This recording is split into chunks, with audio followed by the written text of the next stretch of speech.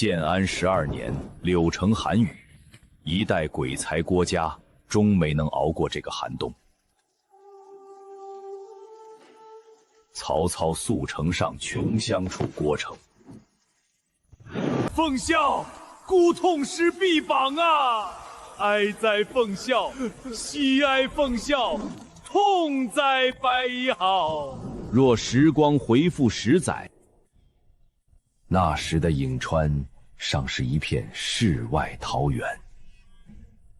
他在等一个能接住这局棋的人。这太平盛世不过是灰飞烟灭前的残响。汉室将倾，天下必乱。这乱世终究要等一个明主来陪我下完这局死人棋。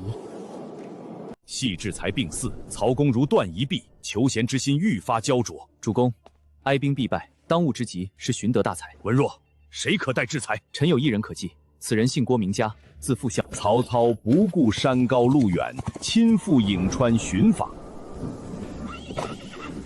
郭奉善可在楼中。草庐之内，一场关于天下大事的博弈正式开启。公欲定鼎中原，事先明察人心，袁绍虽众，不足为惧，唯公可称雄主。奉孝之言如拨云见日，令孤茅塞顿开。若公不弃，家愿以残躯为主数搏一个太平盛世。得奉孝，孤复何忧？真无主也，家愿为主公效犬马之劳。君不负孤，孤定不负君。这一夜长谈，让历史的齿轮开始加速转动。鬼才出山，三国乱世的变数在此刻埋下伏笔。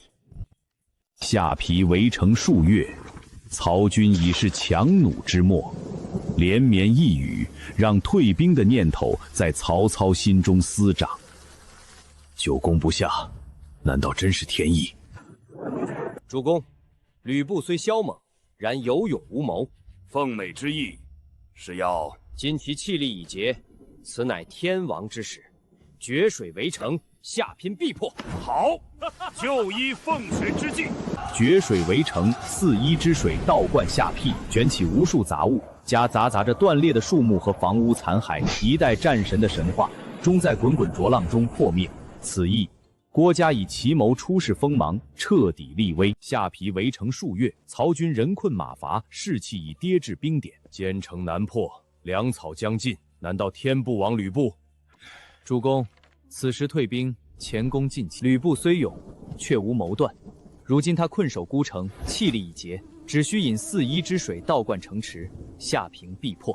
决水围城，奉孝真乃鬼才也！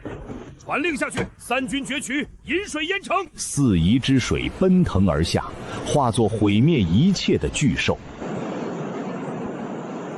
我吕奉言，竟落得如此境地。战神神话终在这一场洪水中彻底破灭。下邳已定，吕布已亡，但真正的棋局才刚刚开始。下邳定鼎，吕布覆灭，然而乱世的棋局才刚刚落子。杀与留之间是权谋的交锋。凤山，你怎么看？我请奉在。刘备此人外表忠厚，内怀大志，今日若不除，日后必成主公心腹大患。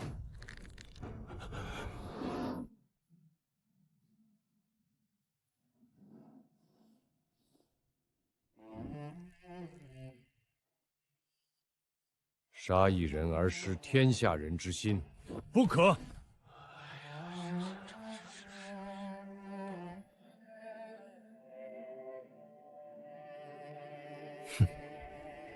这一眼跨越了10年的因果，种下了乱世的结。文若始终不明，下邳之时，你已断言刘备必非久居人下之辈，主公杀心已起，你为何在关键时刻收了手？文若，你觉得我还能看几次这军帐外的日志？封号，你的病，天命要收我，我留不住。主公雄才大略，但他太急。刘备若死在当下，主公便少了一个能磨砺他心性的对手。更重要的是，我死后，谁能替主公看清这天下变局？所以你留下刘备是为了制衡。我若死了，他就是主公最强的磨刀石。这乱世需要一个像他这样的人去搅动那些藏在暗处的泥沼。只有刘备活着，那些心怀异志的人才会浮出水面。你竟是以自己的余命，在为10年甚至20年后的局势落子。文若，记住，罪在于活着时的胜负，而在于你死后，这棋盘上的棋子依旧不得不按你的心意走下去。文若始终不明，下颦之时，你已断言刘备必非久居人下之辈，主公杀心已起，你为何在关键时刻收了手？文若，你觉得我还能看几次这军帐外的日志？封号，你的病，天命要收我，我留不住。主公雄才大略，但他太急。刘备若死在当下，主公便少了一个能磨砺他心性的对手。更重要的是，我死后，谁能替主公看清这天下变局？所以你留下刘备是为了制衡。我若死了，他就是主公最强的磨刀石。这乱世需要一个像他这样的人去搅动那些藏在暗处的泥沼。只有刘备活着，那些心怀异志的人才会浮出水面。你竟是以自己的余命，在为10年甚至20年后的局势落子。文若，记住，罪在于活着时的胜负，而在于你死后，这棋盘上的棋子依旧不得不按你的心意走下去。建安5年，官渡，100万大军压境的阴影正一点点吞噬着曹营最后的胆气。这不仅是兵力的悬殊，更是意志的崩塌。纵横一世的曹操，在这一刻竟动了写降书的念头。文若，孤真的能赢吗？主公，胜负未分，人心若散，则万事休矣。主公的笔若落了下去，这天下可就真成了袁本朝的掌中物了。奉孝，你病重至此，为何？家不为劝谏而来，家为破局而来。少兵虽众，实为乌合；主公虽弱，却有10胜。有10胜。少繁礼多仪，公自然简率，此道胜也。少以宽济宽，公纠之以猛，此智胜也。少外宽内忌，任人唯亲，公用人无疑，唯才是举，此谋胜道胜也。10胜10败，主公，您缺的不是兵将，而是吞吐天下的野心。家以此残躯，无主公这一生不败，您敢跟吗？好一个10胜10败！奉德，孤跟了。这一夜，郭嘉重塑了曹操的意志，也定下了官渡的乾坤。这份绝对的信任将跨越生死，成为那场死人棋最关键的布线。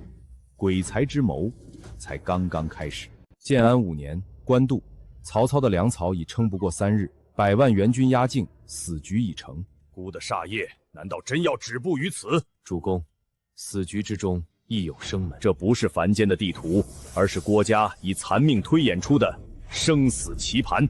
袁绍虽重，其心已乱。这棋格上的每一处闪烁，都是他的破绽。此等降维推演，奉孝，你是在与天对棋。这里，吴朝，袁绍所有的骄傲都堆在这里，烧了他，100万大军顷刻变成乌合之众。好，孤便以这5000旌旗，博一个天下太平。奇袭乌巢，当第1缕火苗升起时，袁绍的国运便已断绝。这不可能！曹操怎敢如此弄险？全军突击！100万大军土崩瓦解，这场以地图为局的博弈，正式开启了郭妈以天下为棋的终极布局。主公，好戏才刚刚开始。主公，军中粮草已不足3日之需，若再无转机，何处之事？危矣！禀报主公，辕门外有一人自称南阳许攸，言说深夜被袁投曹，有密册献上。许攸，此人向来贪婪自傲，与袁绍交情不浅，此时投奔，怕是诱敌深入之计。主公万不可轻动。不闻乃，这不是陷阱，这是袁绍亲手送给主公的胜负手。冯庚，何以见得？袁绍多疑，许攸自负，两人裂痕已生，此乃天赐良机。主公，您要的不是那点口粮，而是许攸脑子里的那把火。吾这就宣他进堂。宣，主公，若要许攸死心塌地，庸主的宣不够，得用雄主的诚。诚，许攸此人最重虚名与尊重，主公若能以此身为饵，换他清代相系，北方霸业今夜可定。好，吾便以这赤足去迎我那老友子远。主公，靴子，主公。远，远，子远何在？曹孟德来迟了。孟德，你贵为三公，竟为我一介逃臣赤足至此。子远肯来，曹孟德如久旱逢甘霖。走，随姑入帐，共谋天下。袁绍100万大军的命门不在此处，而在乌巢，那里囤积了袁军全部粮草，守将淳于庸嗜酒如命。主公，旌旗5000，衔帽即走。这一把火下去，袁绍的100万雄兵不过是冢中枯骨。好，传令下去，全军突袭乌巢。此战，姑要让袁本天再无翻身之日。甘渡之战以至生死存亡的最后博弈，100万大军压境，曹营的粮草仅剩最后3天。快，去禀报曹孟达，南阳许攸带破袁密册前来相投。子远，子远，你若再不来，我曹孟德只能去投奔阎王了。孟德，你竟赤足相迎！哈哈哈哈哈哈！闻子远志，如可者得权，何暇穿靴？走，随我入帐。主公，这最后一片拼图终于齐了。这是何物？竟能将袁军100万调度尽收眼底。子远先生，嘉义为你留了位置，袁绍命脉所在，是否在此？乌巢，淳于炯嗜酒如命，袁本教竟将100万粮草托付于他，只需一把火，袁氏大业便如土鸡瓦马。好，奉孝，此战胜算几何？主公，时胜时衰，此为最后一胜。嘉义此残区，独主公一个天下大一统。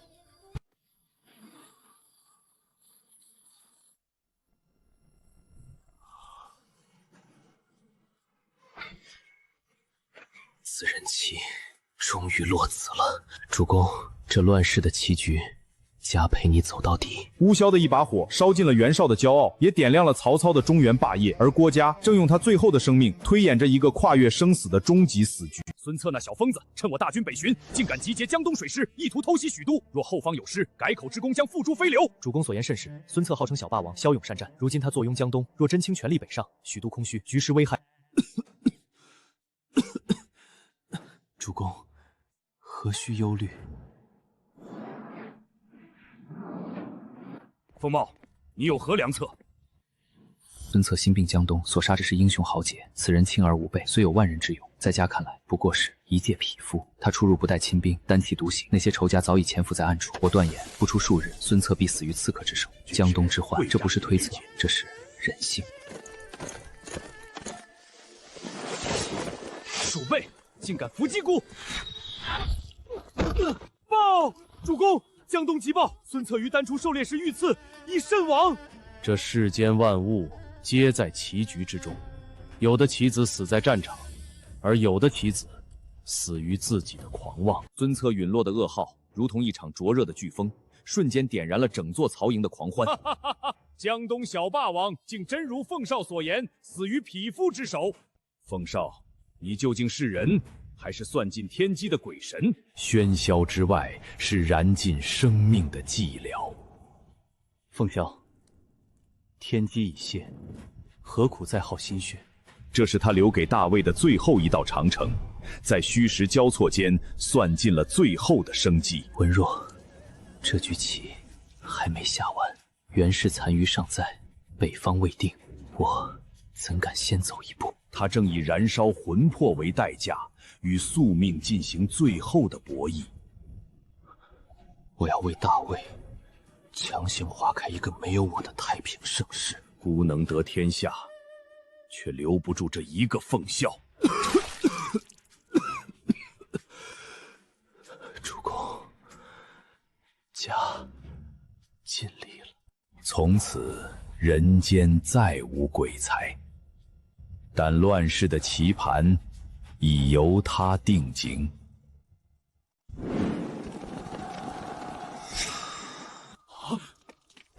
报！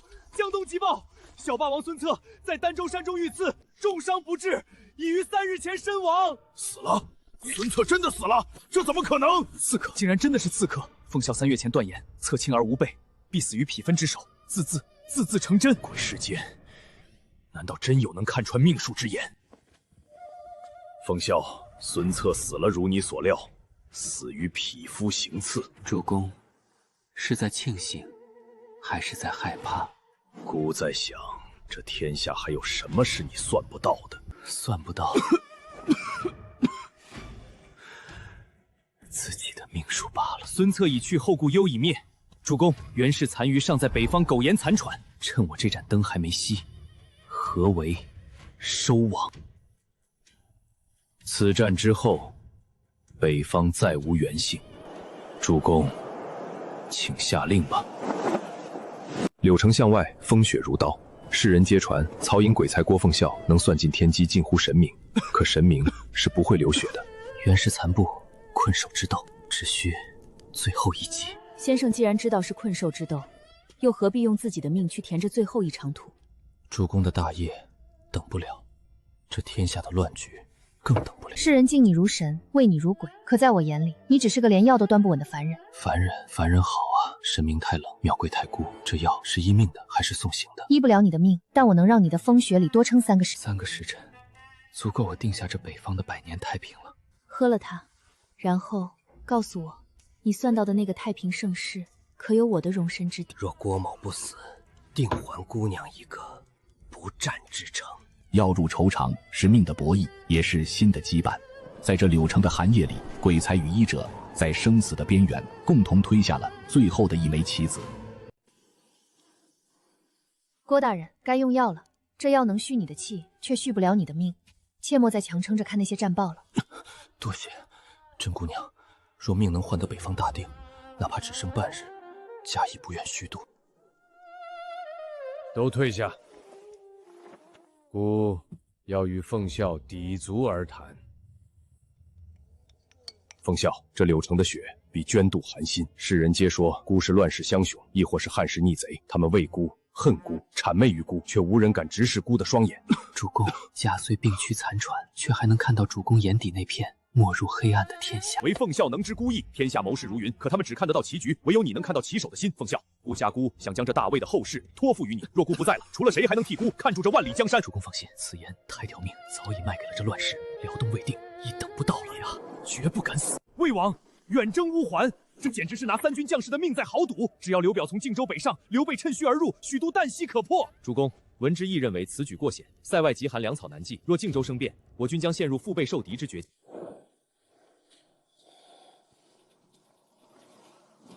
刘表不过是一个空谈误国的座谈客罢了。奉孝，你病糊涂了吧？刘表兵强马壮，刘备枭雄之姿，他们岂会坐视不理？刘表自知才不足以御刘备，重用则恐刘备反客为主，轻用则刘备不为所使。他此刻比我们更怕刘备。主公，乌桓自视深远，必不设备。此时孤军深入，速战速决，定能一战而平北方。至于刘表，他只会坐在荆州看戏，直到老死。好一个交谈客，满帐谋士皆忧后虑，唯奉孝深知孤心。主公，这一局加陪你赌最后一次。知孤者，唯奉孝也。传令3军即刻拔营，远征乌桓。主公，乌浑远在千里之外，地势险恶。若刘表此时受刘备燕所，受刘备散所，偷袭许都，我军将进退维捕。刘表不过是个座谈之客，他自知才华不足以驾驭刘备，必会心生防范。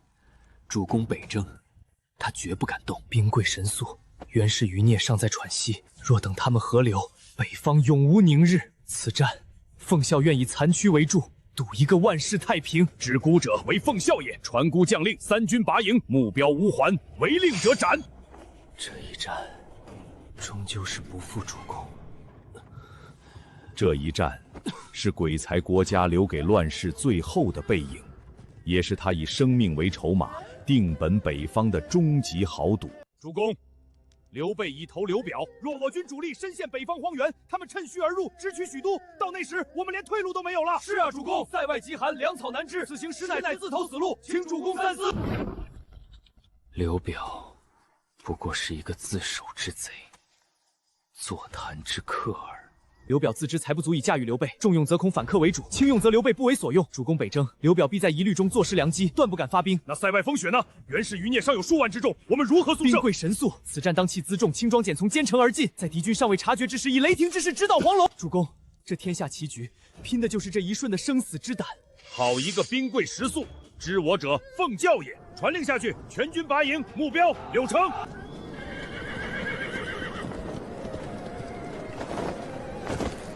传令出声。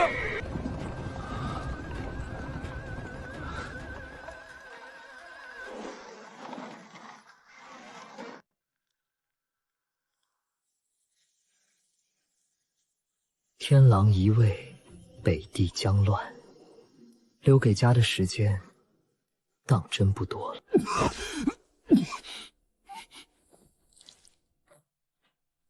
咳血入骨，再看下去，你连今晚都过不去。柳城的药，都像姑娘的话这么苦吗？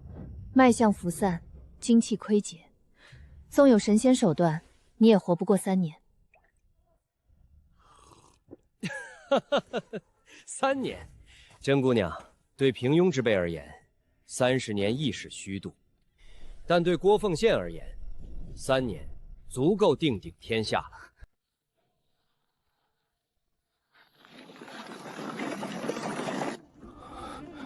快了，再往前就是吴桓的心腹之地。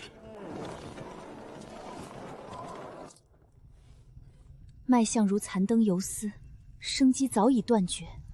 你竟然是一直在靠虎狼之药强撑。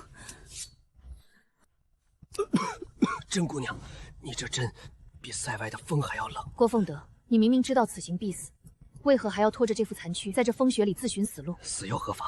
若能以我残年100年永安换这笔买卖，家不亏。清醒的选择死亡，这世间竟真有如此执念之人。帮我再偷几个时辰，哪怕是向天公借命，我也要看到屋檐覆灭的那一刻。疯子，既然你求死，那我便送你这最后一程。在这场天命的豪赌中，他早已押上了全部筹码，而北境的风终将记住这个名字。文若兄，粮草不能断，主公莫要回头。这一仗，连梦里都在算计这些山川河流吗？刘备，你终究算漏了。郭凤梅，你到底把你自己当成了什么？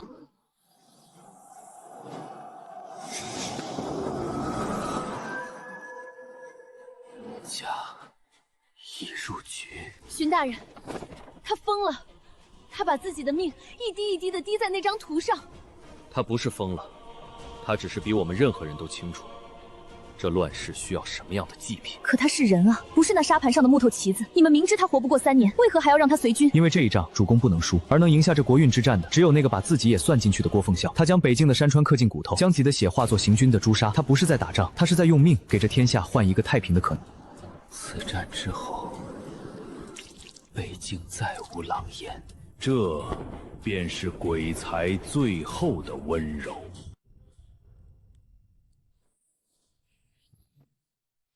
郭奉孝，你自诩算无一例，难道算不出这塞外的风雪能生生折断你的命脉？算得出3年前，我就算准了这副皮囊撑不过这个冬天。既然知道，为何还要劝曹公孤军深入？你这不是在博弈，你是在自冲。你不懂，袁氏虽败，根基尚存。若不趁此严冬一举荡平，待春暖花开，便是野火燎原。主公的霸业经不起第2次官渡，可你的命经不起这一场风雪了。喝药，苦药能续命，却救不了这乱世。甄姑娘，你曾说我活不过3年，如今期限已到，我却发现我唯独算不透这天下什么时候才能太平。你看这雪，多干净，多冷酷。它能埋掉袁氏的残兵，也能封死那些心怀鬼胎之人的归路。你想利用这场天灾，让这场雪下得再久一些吧，久到这北境彻底封冻，久到主公再无后顾之忧。我已残躯换这百里冰封，值了。你算尽了一切，可曾算过，若你不在了，谁来主公走完剩下的路？后来者自会踏着厚雪走下去，我只是那个负责清场的人。狂风如困兽咆哮，塞外的白毛风正一点点吹散曹操远征军最后的体温。粮断援绝，这支纵横中原的铁骑正被极寒生生困死在乌桓腹地。主公，粮草已尽，将士们已在杀马冲击。乌栾人围而不攻，是想等我们冻死在雪里。袁氏残余不灭，北方终是隐患。文远，你怕了吗？末将唯死而已，只是不甘困死于此。凤善，你的脉象已是强弩之末，不可再耗神了。此战关乎国运，我若不死，天意便在曹宗。扶我出去，我要看这天地的死穴。看那儿，萤火稀疏却排列整齐，那是故作镇定。他们的粮草就在那道山坳之后。文远，带上你最快的骑兵，骑重盾，只带短弩与长刀，从东南角斜插进去，不要管两翼的骚扰，直扑那道山坳。若那是陷阱呢？那是唯一的生机。我以残命为助，赌乌韩单于此刻正在帐中饮酒庆功。传令全军，随张辽突围，生死成败在此一举。这一夜，张辽如利剑出鞘，在绝境中撕裂了北境的黑暗。而郭嘉立于高冈，任凭风雪侵蚀残躯，他的目光深邃而冷酷，仿佛已看透了这乱世百年的兴衰。白狼山血战落幕，张辽率铁骑大破乌桓，曹军在漫天风雪中迎来定管北方的辉煌胜利。然而，居功至伟的鬼才郭嘉，生命之火已燃至尽头。奉师。主公，此针只能强续他半刻清明。郭先生已药石难医了。姑不准你死！凤脉，你睁开眼看看姑。主公，莫要发兵辽东。公孙康久为袁氏吞并，今袁氏网头，必生猜忌。若急攻之，则立和；若缓之，则自相残杀。这便是家最后的一计。主公，请受家最后一拜。凤霄安心，孤定不负此计。风雪埋骨，智谋永存。鬼才郭奉孝以命为墨，为曹操勾勒下了平定北境的终极蓝图。不战而屈人之兵，最耀眼的余晖，终成绝响。白狼山的风雪未歇，鬼才的生命已至残灯。北方之境，最后的一枚棋子落在了辽东。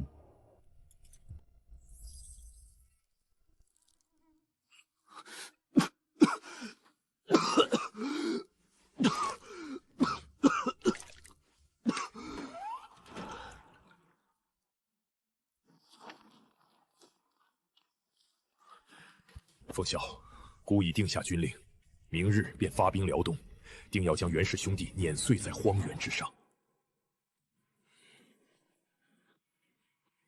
主公，万万不可发兵。奉孝，你一向杀伐果决，为何此时优柔寡断？主公，公孙荆与袁氏皆是惊弓之鸟，主公若急攻，他们为求生必合兵一处，死战不遂，那是困兽之斗，曹军必遭重创。若孤退兵，岂非纵虎归山？主公若退，公孙康与袁氏竟是两只被关进铁笼的恶虎。公孙康久怀异志，却生性多疑。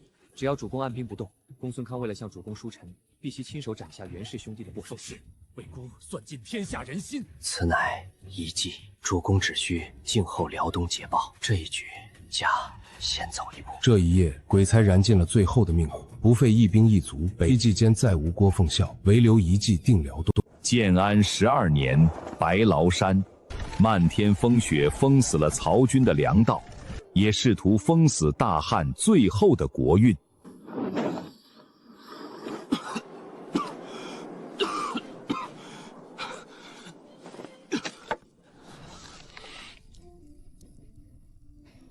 先生，你脉象已乱，此刻登高观战，无异于自焚。焚便焚了，洛儿，若此战不克，主公将困死这冰天雪地，我郭奉申的命比不得这天下大事。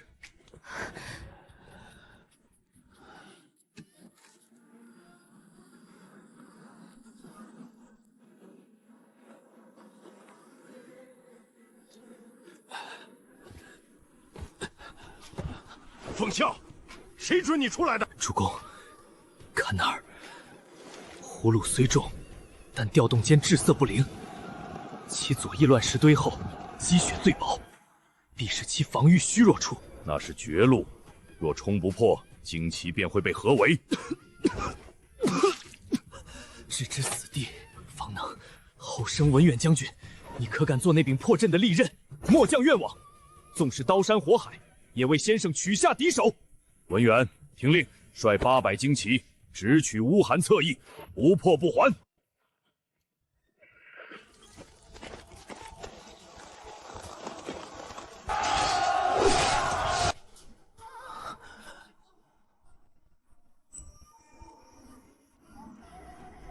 凤啸，凤啸，孤已胜了，你给孤醒过来！主公，北境已定，南下，南下。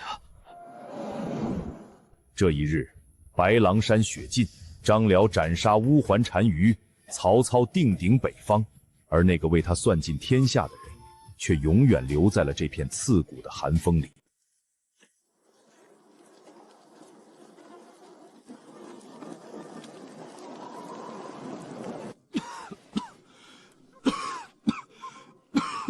凤翔，把这药喝了，哪怕只是为了再看一眼明天的雪。洛儿，收手吧，别把这名贵的药草浪费在一个死人身上。你算尽了天下，算准了辽东，难道就不能为自己算一条生路吗？智者之死亦是局，若这残躯能换来北方百年太平，家死得其所。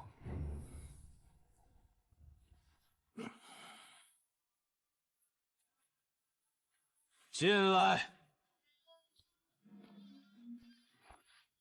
带着他消失。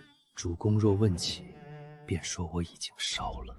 军师，那此囊何时成交？2年，整整2年后，你再亲手呈给主公。多一天少一天，这局死人棋便会满盘皆输。记住了吗？属下领命，纵死必保锦囊周全。凤翔，建安12年，郭嘉卒于北征途中，他留下的一枚案子，将在2年后的赤壁静待那一线生机。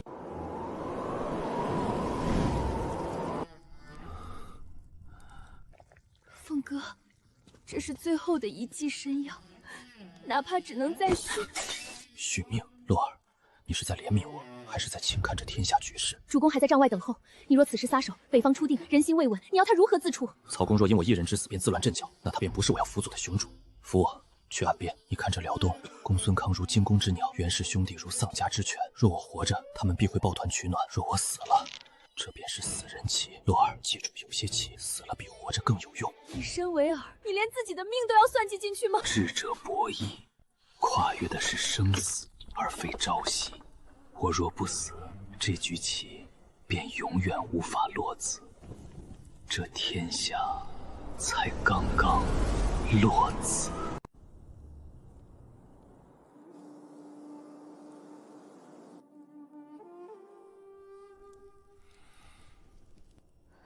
奉拜，孤已传令3军停步，天下最好的医官都在路上了，你撑住，你必须撑住！主公，3军既定，大事已成，岂可为臣一人废天下之功？没了奉拜，孤要这北方大捷有何用？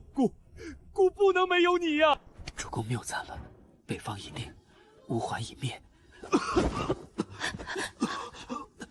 取帛书来，主公，先不可加兵。此乃臣最后之词。此山随臣多年，来日若主公遇难绝之事，或是想骂臣了，便看看他。见山如见臣在侧。凤们，袁尚、袁熙已投奔辽东公孙康，若不趁胜追击，待他们缓过气来，北境永无宁日。众将歇请长驱直入，你为何偏偏要我撤军？主公，公孙康久居辽东，此人如狼，阴质多疑，袁氏兄弟如虎，虽是落难之虎，亦有吞人之志。是因为主公这头巨龙正张牙舞爪，练士喧宾夺主。主公若动，他们便会抱团取暖，死命相搏；主公若退，只需一点点寒风，就会长成索命的藤蔓。袁公子，曹操大军撤了，撤得干干净净。曹贼脚架，定是诱敌之计。太守大人，应当尽早分兵于我。曹操走了，你们兄弟留在我这儿，倒成了我向曹公请功的最好贺礼。报，辽东太守公孙康遣使送鲁，辖中乃袁尚、袁熙之首级。果然，分毫不差。哈哈哈哈哈哈！这一日，公孙康献守，辽东平定，郭嘉以最后的一缕心血，为曹操扫清了北方的最后一道阻碍。主公备下来的棋局，臣只能陪您到这儿。然而，这位鬼才的目光早已越过了辽东的荒原，看向了那个他注定无法亲临的未来。奉孝，奉孝啊！天丧我也，天丧我也！这茫茫北境，这万里江山，孤要这空荡荡的天下有何用？主公，塞外虎寒奉孝已去，请主公保重龙体，莫要让奉孝再添支灵不安。他走了，孤的魂也丢了一半。主公，莫要悲伤，家不过是先去那黄泉路上，为主公再探一探这阴间的局。奉孝，孤已经让杜真洛自相康此人，多疑天下名，一定能长寿。有些棋罢兵不救，死了首级自会活着更有用。主公相信家。主公，公孙康那边已有变动，是否乘胜追击？传令下去，全军罢兵，班师回朝。主公，此时撤军，岂非放虎归山？孤要让这最后一局棋，什么叫死人定将？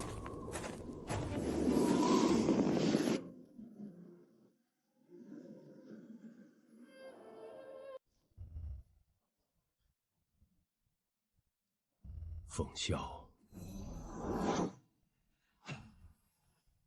你终究还是给孤留了这一手。主公，当您签开此信时，北疆的雪应该已经停了。停了，乌桓已破，袁氏余孽尽除。可孤要的不是这一场胜仗，孤要的是你。你明明可以回许都疗养，为何偏要拖着残躯，随孤深入这骨寒之地？若家不死在征途，主公心中那颗名为仪的棋子，何时能落定？你说什么？此番北征，家并非算不到天命，而是主动求死。唯有大魏开疆拓土的路上，主公才会对家留下的遗迹深信不疑。唯有家化作一颗死子，才能替主公争取到平定北方最关键的3年时光。混账！你以命换时，是在羞辱孤吗？人人皆是棋子，乱世若不死，北方诸侯心存忌惮，必会抱团反步，他们便会松懈内斗，这才是家送给主公最后的定辽东之策。家以血肉之躯为大魏筑起第一道屏障。主公，接下来的局，请恕奉孝不能陪您走下去。死人棋，好一个死人棋！奉孝，你赢了，孤准你这一计。奉孝，你算准了袁氏，算准了辽东，会不会自己算？主公，奉孝曾言，棋局一旦布下，一棋人的生死便不再重要。他留下的不只是一计，是这天下的终局。公元207年，鬼才陨落，但这并非结束。你等的那个对手，此刻应该已经醒了。备三顾草庐，恳请先生出山，救万民于水火。大梦谁先觉？平生我自知。传言郭嘉不死，卧龙不出。如今这颗沉睡的棋子终于被拨动，新鬼移位，鬼才的余温竟还未散尽。这不是开启新局，这是在补全残局。郭奉道，这局棋我诸葛孔明接下。宿命的交接，正是拉开了跨越数十年的序幕。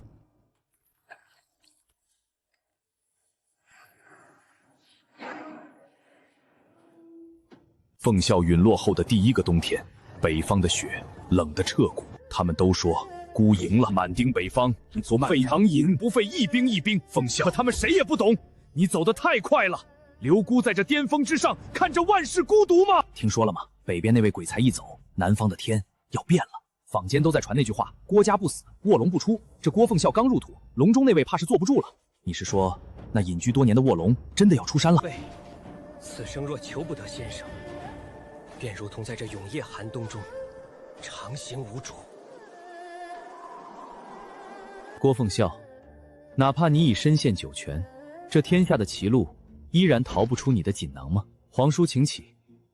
这天下已成了死人布下的局，亮便陪皇叔去破了这跨越生死的死人棋。隆中风雪渐息，这一日，蛰伏已久的龙终于睁开了眼。先生此番出山，备如拨云见日，天下黎明之幸。亮孙下阁宇便被龙，却一见那北方气宇正被一只无形的手强行拨转。郭奉孝，你留下的这盘棋，亮接下来北方已定，孤本该纵酒狂歌，可为何这心里竟是一片死字？主公，凤眠之才，算无一策。他留此锦囊，定于2年后开启。现算准了主公有此一劫。一劫？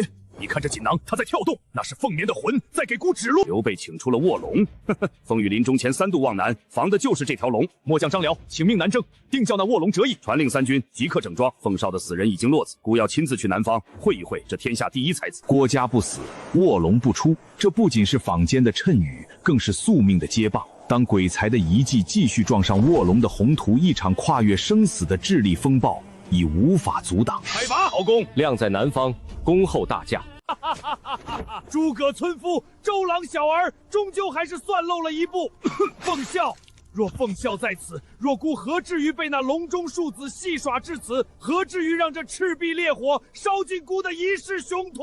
主公，此去南方，若遇绝境，方可开启此囊。家虽身死，亦要为主公守住这大魏的最后一道生机。赤壁火势已熄，可这北方的气运，为何竟未崩散？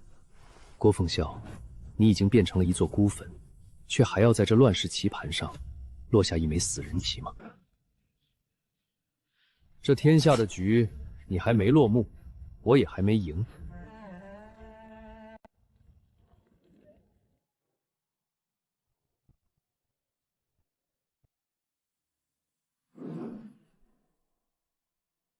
奉孝，赤壁这一把火，终究是把孤的雄心烧去了一半。你留下的最后一道锦囊，究竟是救命的药，还是送行的酒？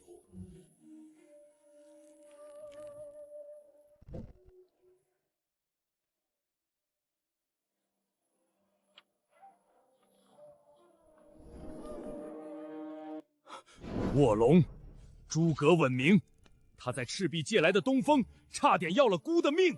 可这种虎，奉孝，谁是种虎？主公，赤壁之败，不过是天下3分的影子。卧龙已在云端现身，他要的是这江山如画，要在烈火中筑起蜀汉的基石。奉孝，你在哪儿？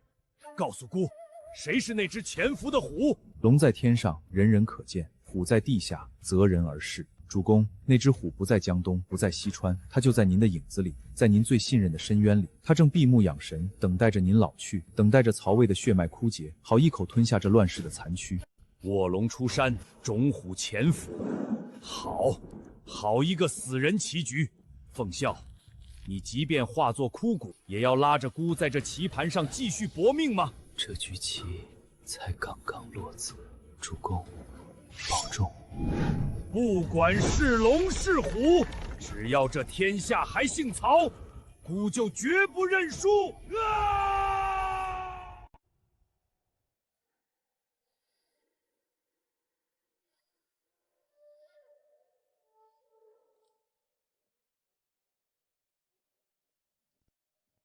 主公，南郡已到，江东追兵已远，请主公保重龙体，先用些膳食吧。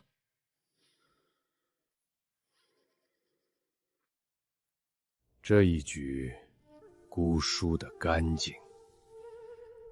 赤壁的火，烧红了半边天，也烧醒了孤的梦。臣等无能，让主公受辱，请主公责罚。责罚？孤罚你们，能换回那80万大军吗？火起之时，尔等皆言风向不对。败走之时，尔等皆言后路无夭。可华容道上的泥泞，差点埋了孤的命。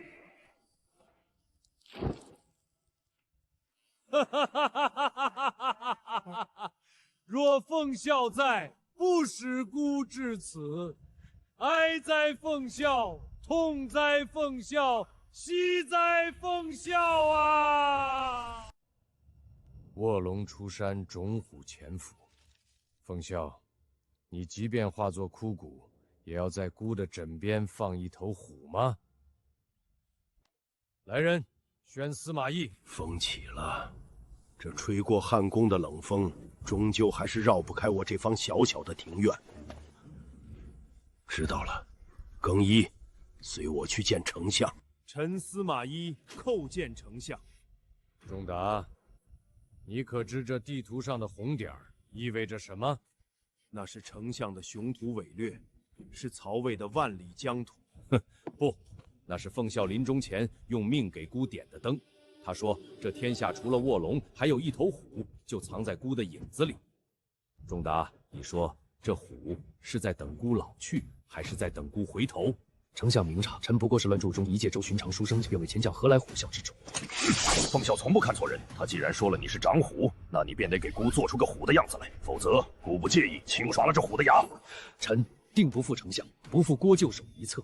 秋风已起，亮，怕是等不到明年的春草了。郭奉孝，这最后一步死棋，终究是要落在这5丈原了。不对，诸葛亮此举绝非求稳，这阵法为何与当年赤壁后的残局如出一辙？这不是诸葛亮的局，这是郭虾，是那个死人的死人棋。这一子留给30年后的5丈拳。仲达，30年前的因，今日该结着果了。此局之后，天下再无遗迹。诸葛孔明，你竟敢以命入局！大将军，司马公，这洛阳的春风虽暖，可吹在你这残躯上，怕是也如刀割吧？老臣命在旦夕，只陶氏先祖。既然如此，大魏，你就留在这儿等死吧。明日祭祖，本将去替你向先帝求个解脱。老种虎已入棺材，这天下终于是我曹爽的了。隐忍10年，只为今日。曹爽出城，洛阳已是空壳。诸军，随我拨乱反正。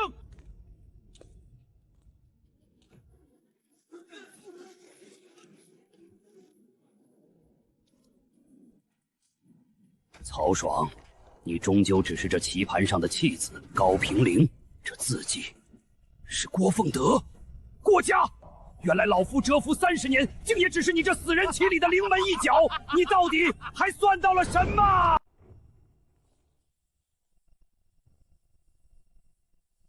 父亲，曹爽党羽以悉数收监，洛阳全城戒严。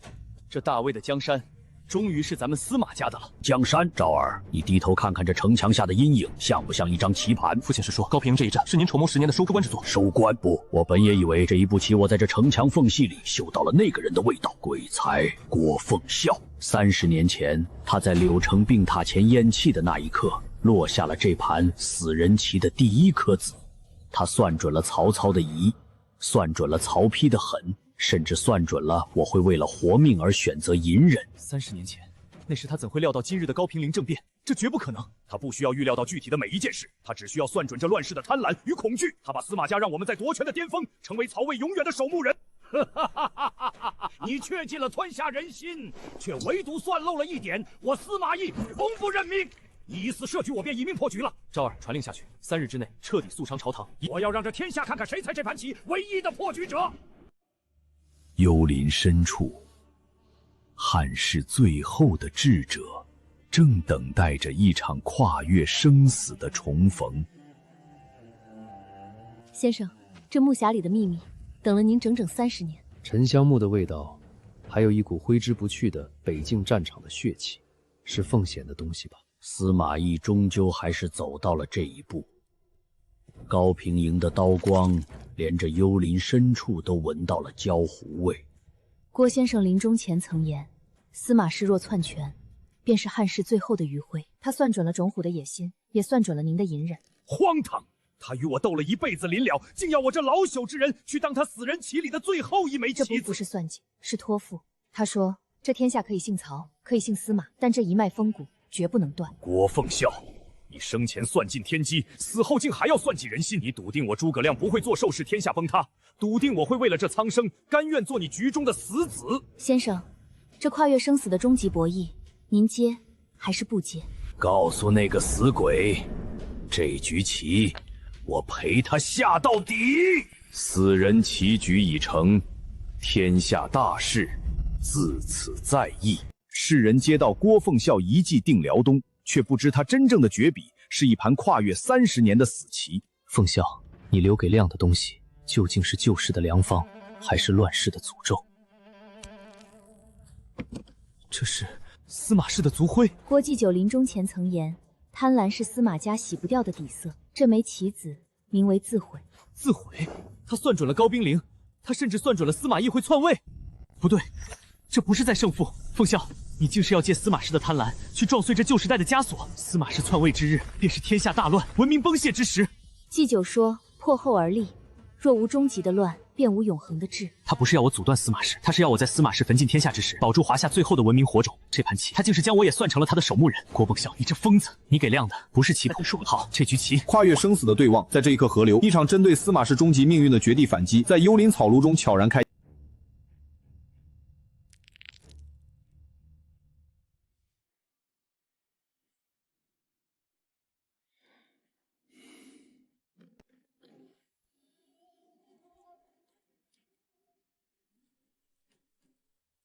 这枚棋子在匣中封存了30年，郭凤美临终前的这一手，竟是针对司马家的死咒。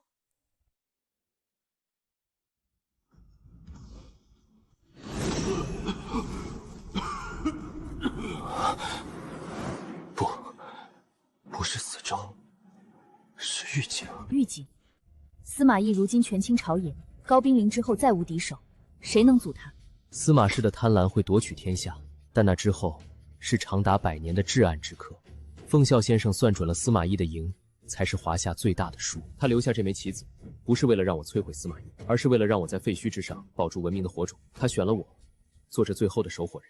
那是一场跨越生死的对弈，对手是如日中天的司马懿，你当真要接？原来傅啸先生算到了这一步。既然他已燃尽生命布好了局，那下一局棋就由我来替他下完。5丈原的秋风，比30年前的官渡更加寒凉。那是燃尽生命的余烬，在文明的荒原上做最后的挣扎。孔明，你我都老了，这大汉的江山早已是枯骨一具，你守着它，不觉得冷吗？冷的是人心，而非江山。仲达，你以为你夺的是权柄，其实你夺的是这天下的寿数。胜者为王，我司马氏代位而起，乃是天命所归。你那所谓的兴复汉室，不过是冢中枯骨的一语。天命，凤娇当年在病榻前也曾谈起过这2个字。郭凤啸，他已经死了30年了，一个死人，凭什么左右现在的天下？就凭这枚死人棋，仲傻，看清楚了，这棋子上的族徽可是你司马家的血脉，这是幻术！你想用一个死人的遗物吓退我数10万大军？这不是幻术，是推演。你每篡夺1分权力，这棋上的裂痕便深1分。当你登顶巅峰之日，便是华夏文明坠入永夜之时。我今日在此，不是为了永夜胜你，而是为了后世留下一灯如豆。父亲，莫听他妖言莫中，他已是强弩之末。仲达，你敢接这局棋吗？赌上你司马氏1000年的骂名，赌上这锦绣山河的100年沉沦。2大智者的目光在虚空中交锋，那是跨越30年的布局。5丈原不是终点，而是这盘死人棋最惨烈的开局。30载春秋，凤啸，你这困守余生的局，亮终究是走到了对一处。亮自诩算尽天下，却原来只是在你这盘死人棋中，走着那道早已注定的救赎之路。秋风肃杀，星光暗淡，在这片被宿命笼罩的荒原上，华夏文明的火种正随风摇曳。这墨迹为何竟会如此？30年前的笔触竟算准了我今日的每一步退路。郭凤啸，你究竟是留下了遗迹，还是留下了一道锁链？孔明，执棋之人亦在棋局之中，你又何必执着于身份？我诸葛亮谋事在人，成事在天。若连这谋字也是你定下的，那我这30年算什么？算什么？算这一场文明教劫中唯一的变数。变数？呵呵，原来你我皆是这残局上的弃子，只为保住那一点火种。棋子也好，棋手也罢，落子无悔。若能为华夏续命，身为棋子，亦要燃尽余生，落好最后一子。灯火熄灭，而他眼中的光却在黑暗中照亮了整盘死局。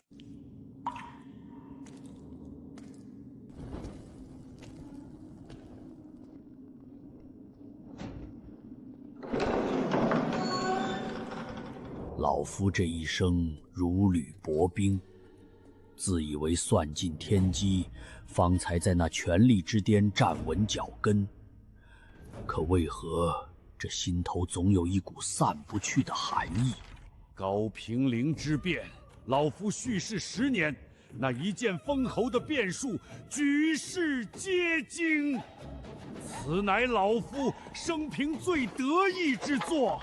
30年后，种虎闲禅于高平陵，其势不可挡，然皆在局中。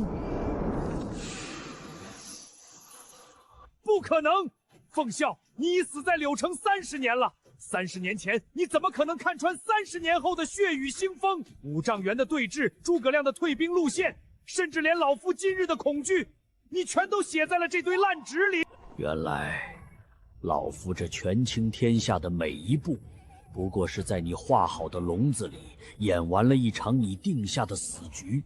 凤啸，你才是那执旗之人。凤啸，凤啸，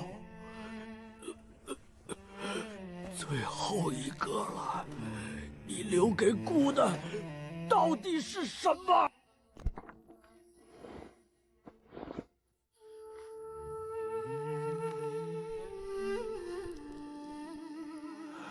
主公，当您开启这层绢布时，家已在泉下枯坐多时，家自知天命已尽，此去残命不足以陪主公踏平寰宇，唯有以此身为祭，化作最后一枚棋。家死之后，北土必乱。家之死是引诱袁氏兄弟到最后的定北图，主公必会北投。陛下按兵着不动，此信读罢，北方已定，主公事业已成。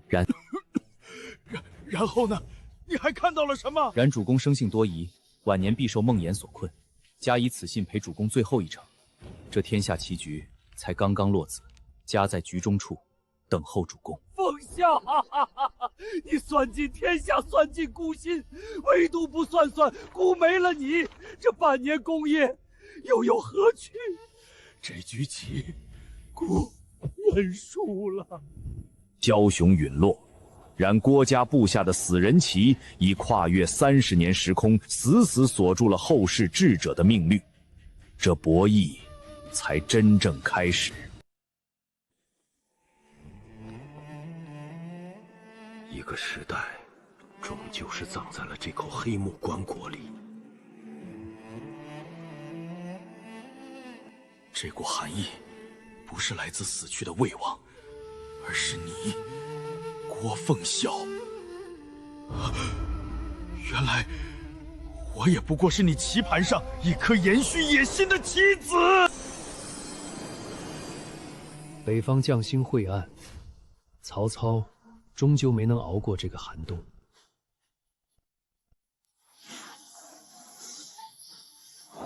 不对，曹操之死并非终结，而是这局死人棋压速的信号。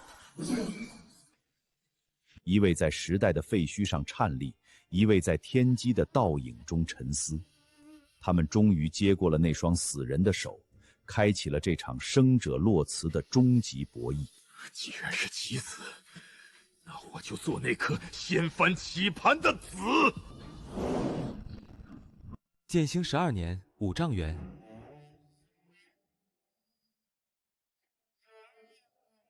郭凤啸，30年前你就看到了今天。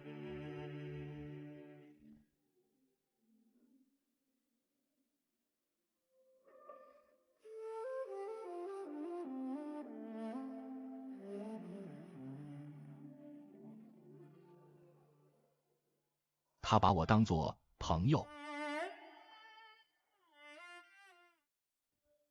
他想要你替他下一局棋。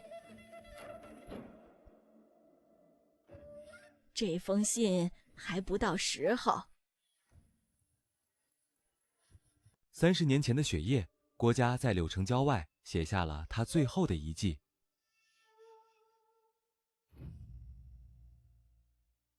他将未来50年的天下走势全部写下。凤小，歇一歇吧。来不及了，我的时间不多了，这些东西必须写完。他把所有可能性都写了下来。曹操不知道这一页将改变他死后30年的天下。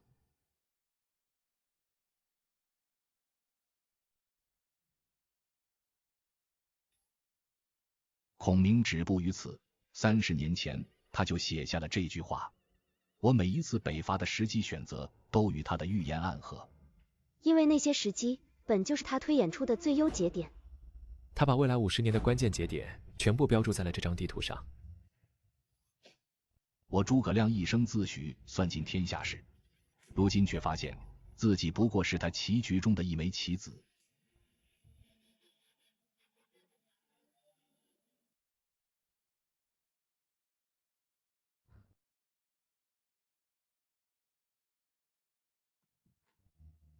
我司马懿一生不服任何人，唯有郭奉孝让我害怕了30年。30年来，我搜集了一切与他有关的蛛丝马迹。我发现我的一生每一步都被一只看不见的手推动。父亲，父亲为何独具一个死人？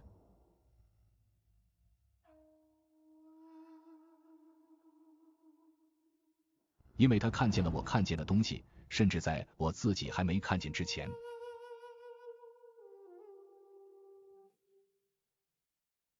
郭奉孝，他死后30年，还在看着我。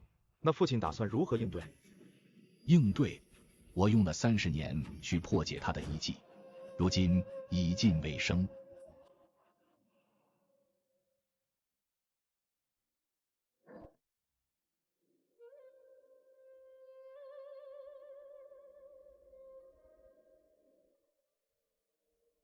站住！军营重地，闲人不得靠近。将此物交给诸葛丞相，他会见我。他说，等见到手持鹅毛扇的人，你再打开木匣。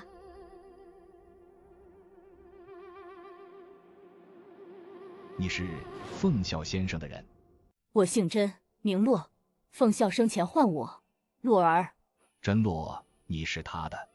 是，我是他的爱人，也是他遗迹的守护者。他死后，我负责监控这盘棋的走向，在关键节点推动或阻止某些事情的发生。所以你是他的执棋人？我只是一个帮他看棋的人，真正的执棋人从来不是活人。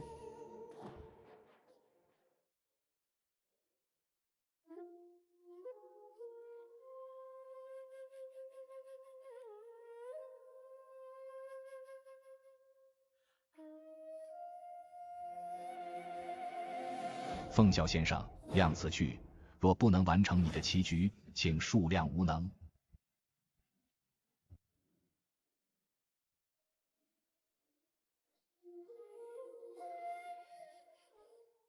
我欠文若兄一个交代，也欠这天下一个可能。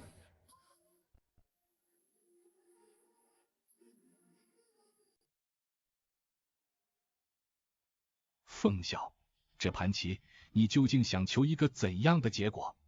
你可知道，奉孝此生最放不下的，并非这大魏江山。他与文若先生曾是这乱世中最志同道合的孤臣，可文若先生的理想最终碎在了那只空石盒里。奉孝说过，他欠文若兄一个交代，他要在这门阀垄断天下之前，为天下寒门强行撕开一道生机。原来这才是你留给这乱世的最后一手。2个时代的顶级谋士，在这一刻完成了跨越生死的共鸣。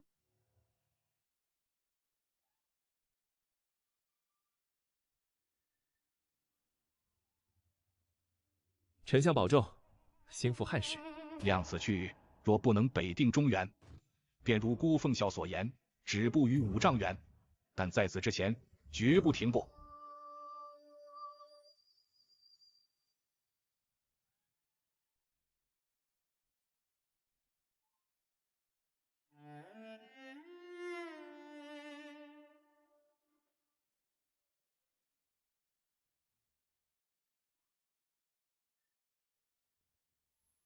渭水两岸，卧龙与种虎第一次隔水相望。他们知道彼此都是郭家棋局中的对手。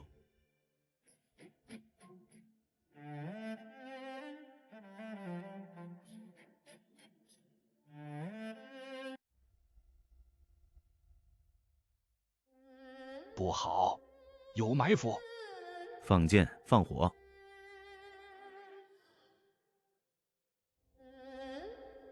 天王，我司马仲达！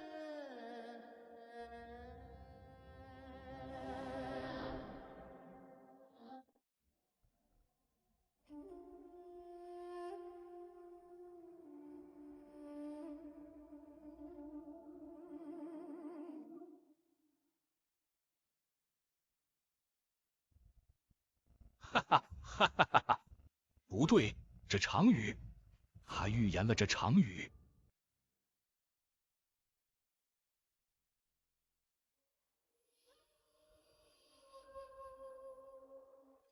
30年前，他就写下了这场雨。我不是因为运气活下来的，是因为他的预言中，我命不该绝于此地。父亲，您找我。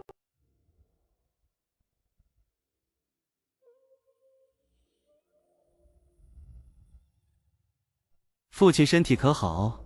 上方谷。上方谷的火是他预言的，上方谷的雨也是他预言的。我的生死在他的笔下，只是一行字。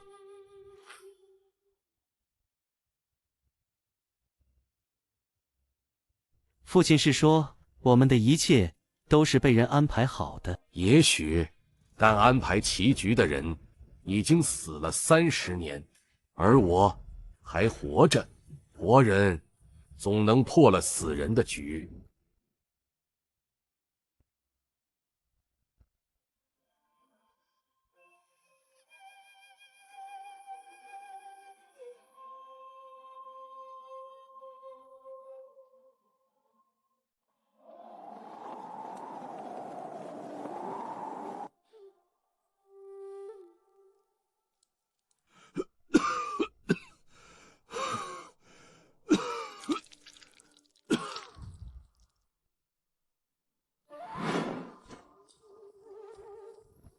丞相，药已煎好，您。伯约，药石已无救，这枚匣子等了老夫30年，他终于要吃饱了。这就是郭凤淼留下的死人棋。拿好它，这不仅是克敌的奇谋，更是郭家跨越30年射向这腐朽时代的一支箭。司马懿以为他在棋盘外，却不知他才是这局棋最关键的磨刀石。丞相，若您不在，唯如何能腾起这局棋？所以老夫必须死，唯有老夫陨落，司马懿才会入局，这死人棋的终章才能开启。伯约，你要守的不是蜀汉的江山，而是这颗变革的种子。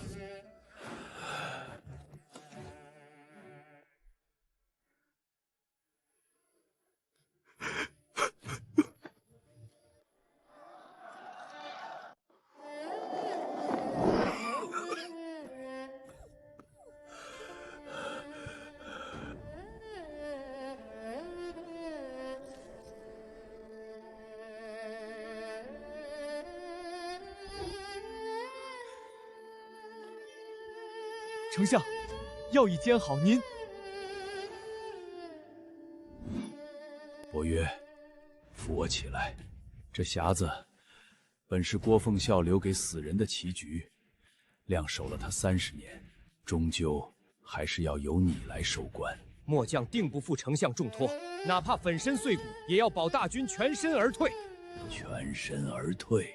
不，伯约，我要你杀回这局中。若亮有不测，将此匣转交甄洛，他是这世间唯一还懂这局棋的人。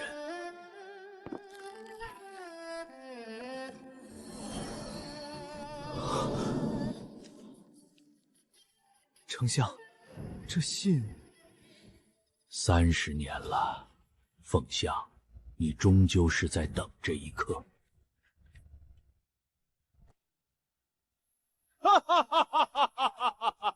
原来北伐从来不是为了求胜。好一个郭奉孝，好一个死人旗！伯约，去告诉司马懿，亮在局中处等他。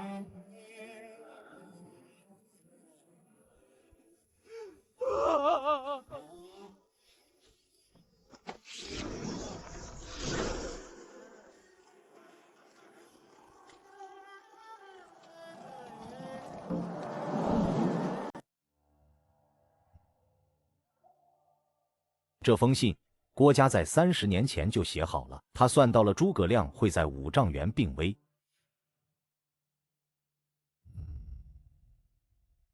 他在信封上写下这行字时，离他死去只剩3天。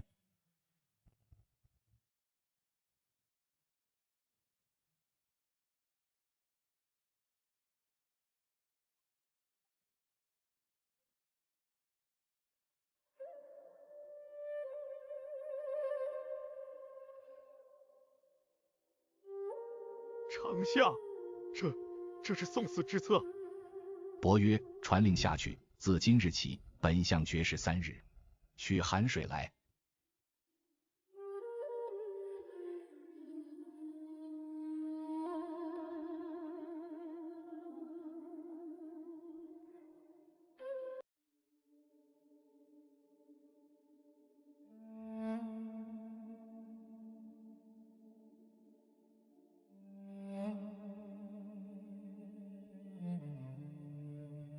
丞相让为替您。不必，这条路只能我自己走。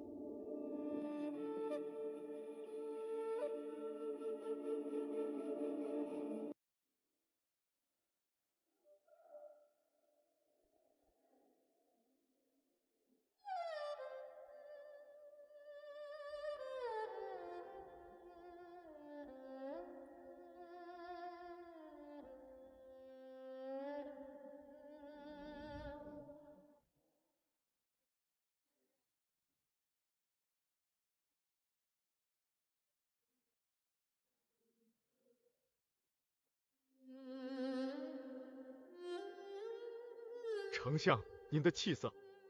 郭奉孝的方子果然有效，3月之期，从今日算起。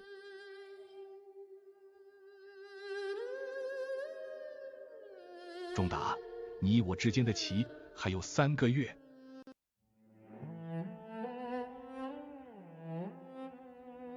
这方子不是凭空而来，是他用最后3个月翻遍医简，以自身试药推演出的极限之法。他说这个方子只能延寿3月，因为3月之后生命力将彻底耗尽，神仙难救。3月够了。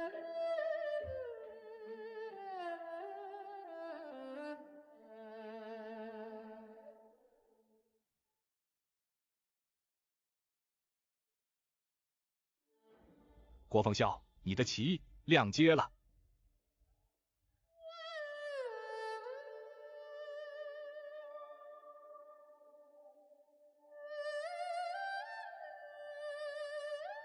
郭奉孝，他人都烂进泥里20年了，这大魏的每一寸土，怎么还像是他亲手翻过的？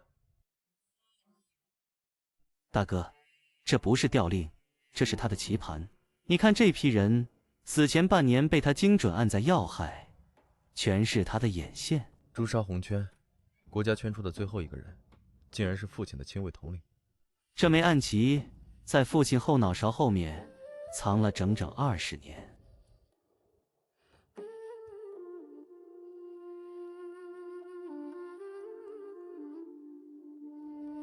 曹公时代，汉室旧臣被不断清洗，却有一批人神秘消失了，是郭嘉以各种理由将他们调离中央，改名换姓，散落各地。活下去，等到天下需要你们的那一天。这些人就是郭嘉埋下的种子，在曹魏内部，在蜀汉营中形成了一张暗网。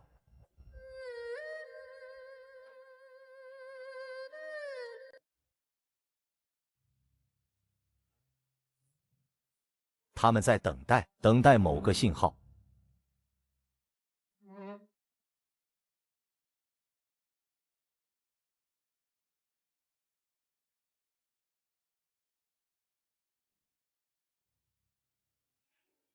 你是说，我身边最信任的人是郭家的棋子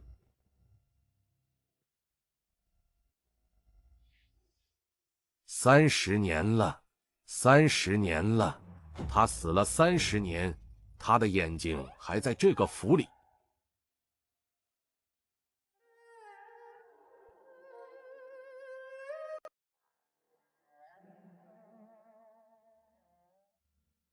你跟了我20年，20年，他给了你什么，让你背叛我？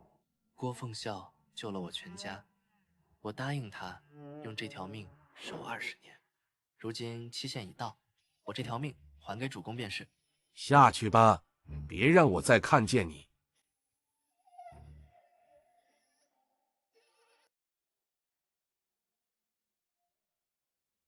伯约，你可知道奉孝为何要布这盘棋？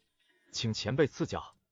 他看透了一件事，无论曹操、刘备还是孙权，谁统一天下，都无法终结乱世的根源。氏族门阀垄断权力，世代相袭，任何霸主统一天下，都不得不依靠他们，这才是乱世的真正根源。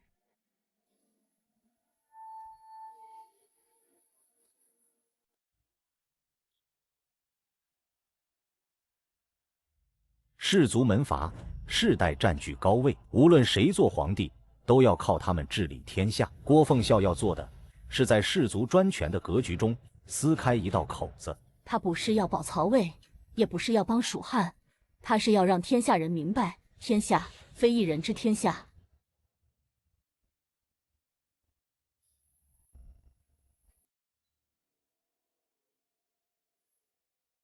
奉孝说，他欠文若兄一个交代。文若兄想用汉室约束曹操，失败了。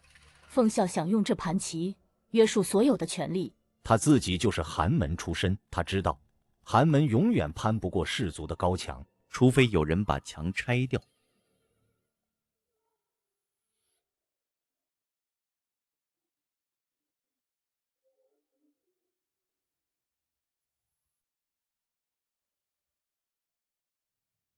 诸葛亮在蜀汉推行的唯才是举，正是郭家遗策的一部分，在氏族传统的壁垒上打开第一个缺口。而司马懿在破解遗迹的过程中，也不自觉地将郭家的思想注入了制度。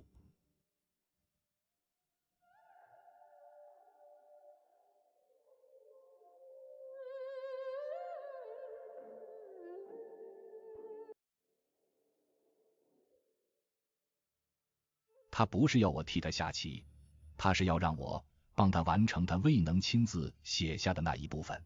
从这一刻起，他开始注写《鬼才遗迹注》。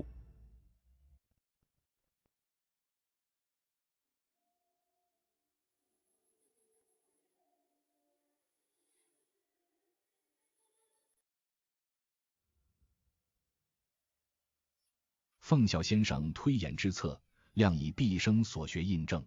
其法有3：一曰破氏族，2曰兴寒门，3曰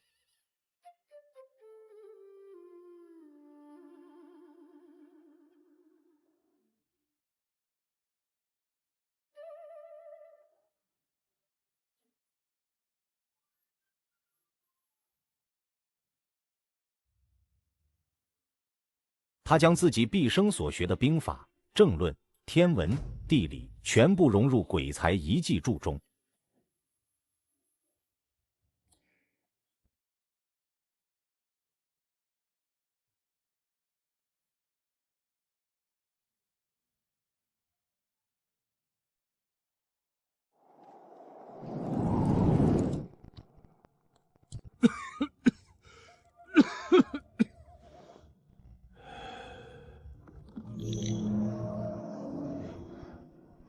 奉孝，你以身为饵，诱天下门阀入这绝命之局。可若只有毁灭，这人间与炼狱何异？你的毒计是破，我的法度是立。今日我便将这万事开辟之机缝住你的棋局。这股气息，不是孔明，不只是孔明。郭奉孝，你到底在那个死人匣里留了什么？师尊，身体要紧，何至于此啊？伯约，看好了。这世间门阀垄断太久，寒门子弟已在黑暗中走了100年，这卷书便是照亮他们归路的灯火。凤啸，你终究是等到了那个能与你对弈，又能破你死局的人，这星火终于是燃起来了。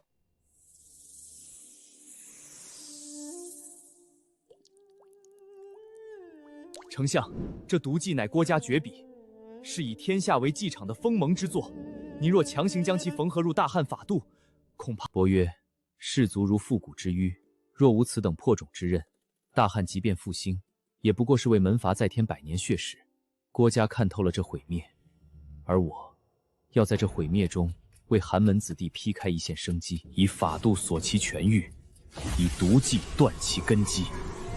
此方略继承。司马懿，你的种，我替你挖好了。丞相，您的寿元。这火种比我的命贵，封存好它，等那个燎原的时刻。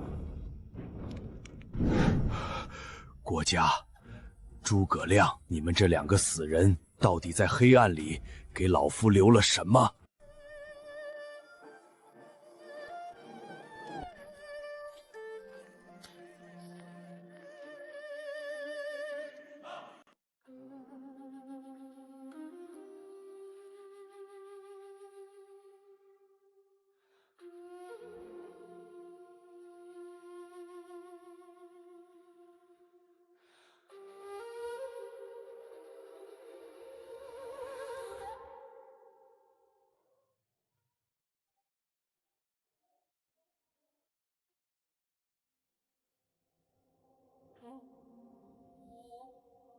郭奉孝，你算尽了一切，你算到了我会查到这里，会看到这张图，会被你逼到这间密室里，坐上一整夜。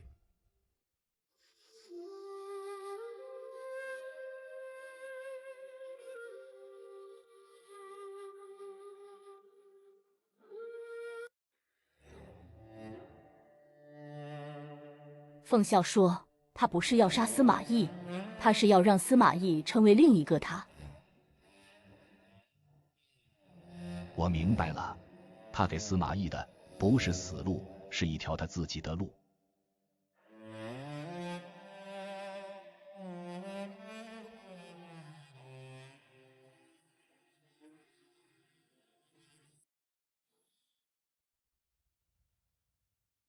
我用了30年去破解一个死人的棋局，当我终于拼出全图，却发现这盘棋的目的从来不是杀我，而是让我自己成为下棋的人。我已解开了所有的谜，而谜底指向我自己。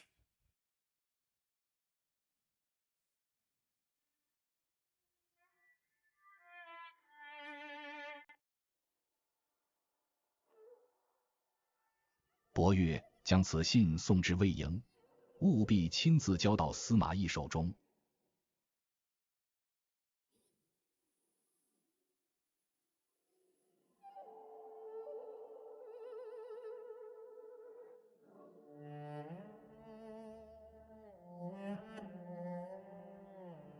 这是郭嘉30年前写下的预言，每一个字都精准地刺入司马懿内心最深处。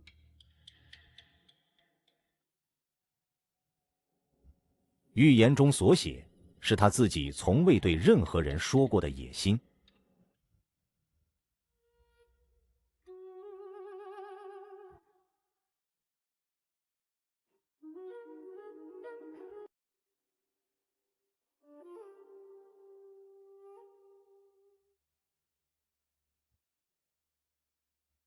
郭奉孝，你若活着，我司马懿甘愿做你的棋子。可惜，你已经死了。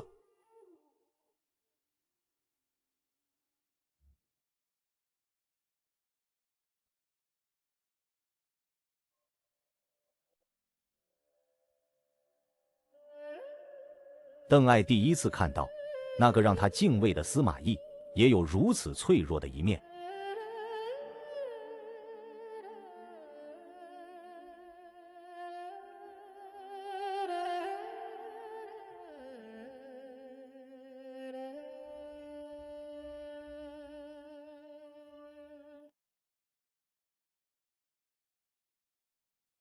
伯曰：“书简已成，这3月中我写完了一生。”丞相，莫哭，这盘棋还没下完，你要替我和凤啸先生继续走下去。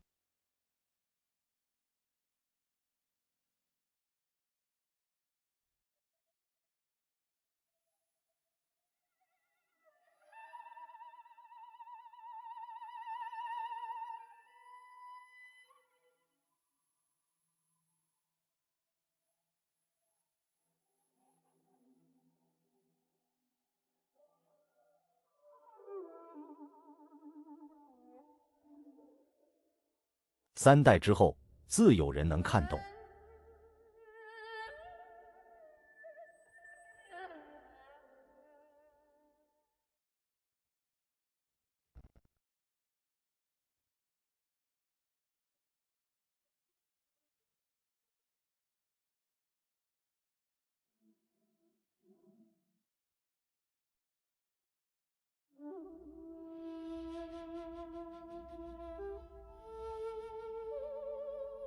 伯曰：“抬起头来。”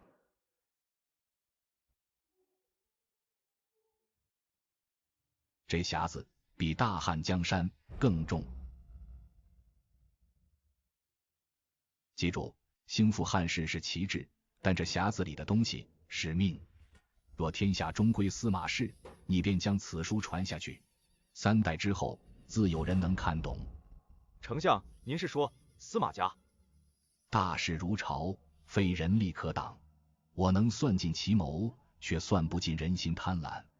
守住他，人在书在。臣将为以命起事，人在书在。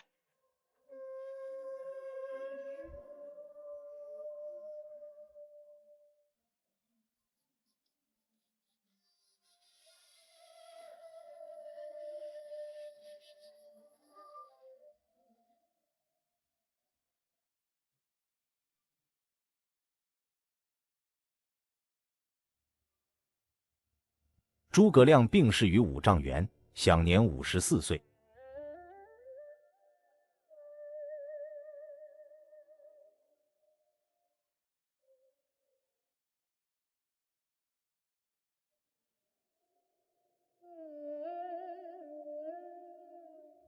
将星陨落，五丈原。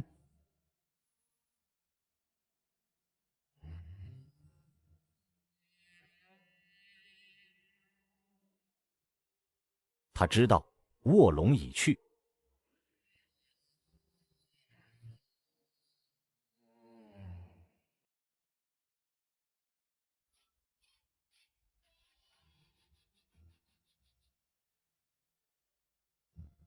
孔明走了。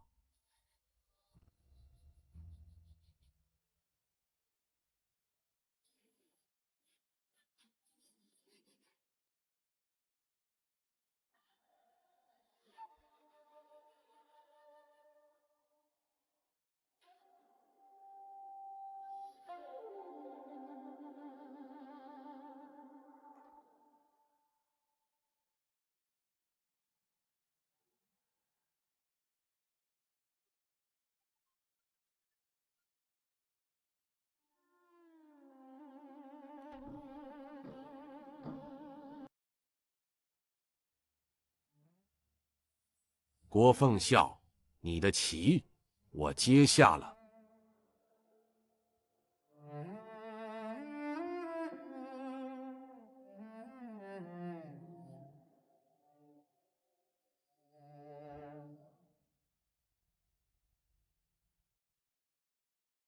多年以后，邓艾偷渡阴平，灭蜀。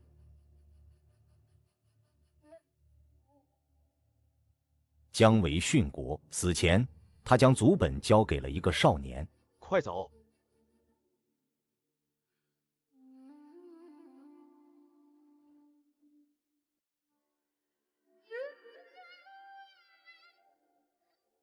我布下的从来不是什么棋局，让他们以为一切都在我的计划之中，因为只有这样，他们才会相信这盘棋值得下完。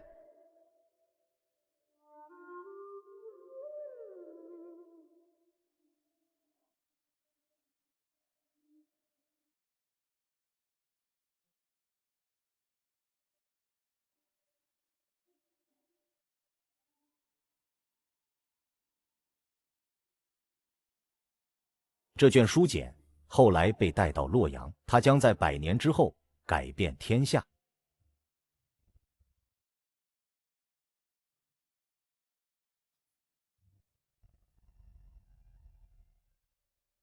郭家传终章，鬼才卧龙种虎，天下如棋，落子无悔。